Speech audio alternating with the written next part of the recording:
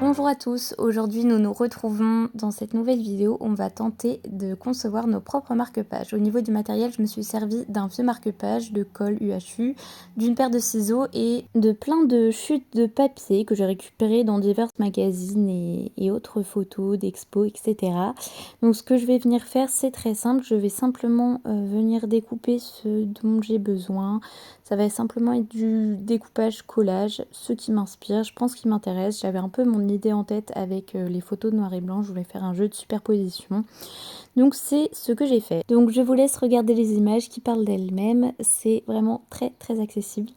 Je ne sais pas vous, mais moi quand j'étais plus jeune, les premiers usages que j'ai eu de YouTube, c'était clairement pour écouter de la musique et ensuite, dans un second temps, pour regarder des tutoriels, des DIY. J'adorais ça, vraiment j'ai toujours aimé tout ce qui était un petit peu atelier créatif et donc je suis très heureuse de vous proposer cette vidéo aujourd'hui. Ça n'a pas à vocation d'être un tutoriel ou quoi, mais simplement des idées pour vos futures marque-pages et moi j'ai adoré faire ça.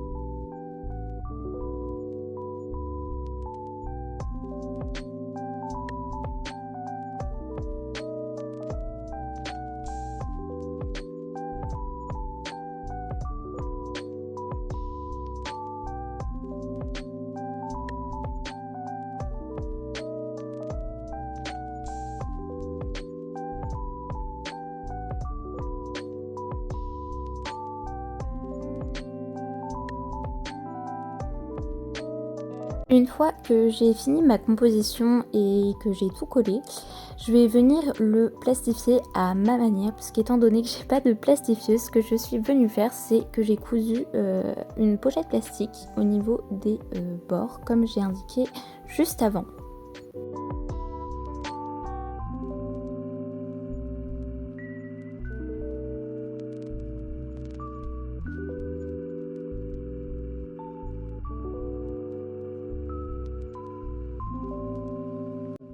Voilà le résultat obtenu. Bon, ce n'est pas parfait, mais ça a le mérite d'être fait maison, fait avec amour et d'être quand même assez solide grâce à la couture.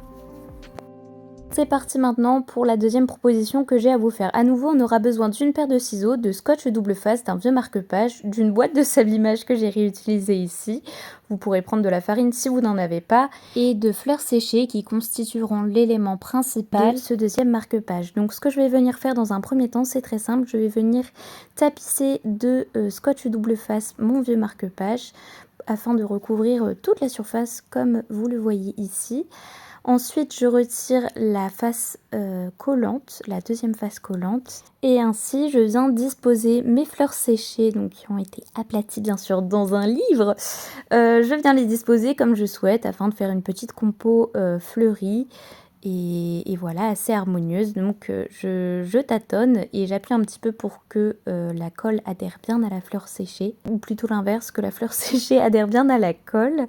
Ensuite, c'est sûrement l'étape la plus satisfaisante. Je viens me munir de mon petit sable, de la poudre de sable-image. Donc à ce stade-là, vous pouvez utiliser bien sûr de la farine ou un autre solide comme ça en poudre, et je viens saupoudrer toute la partie collante restante et ainsi mon marque-page ne colle plus et il y a un petit fini granuleux qui est assez satisfaisant.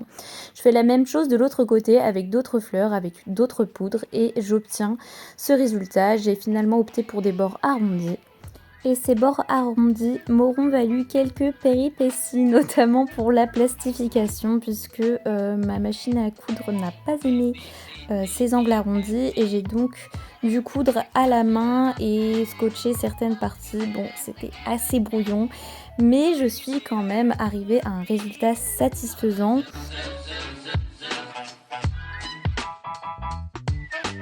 Pour finir, étant donné que c'était cousu à la main, pour venir cacher les petits nœuds et autres défauts possibles, je suis venue coller avec un pistolet à colle des petites fleurs en plastique et découper le surplus de plastique qui dépassait des coutures et ainsi j'ai obtenu ce marque-page qui est quand même assez épais, je l'avoue, avec le scotch double face qui, pour ma part, celui acheté chez Action était assez épais, mais il convient parfaitement, même pour un livre de poche, donc je suis très contente. Je vous remercie d'avoir regardé cette vidéo et je vous dis à très vite pour une prochaine.